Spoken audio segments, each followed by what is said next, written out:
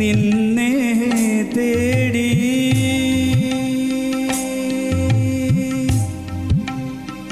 സുഗുണൻ എന്ന ചെറുപ്പക്കാരൻ്റെ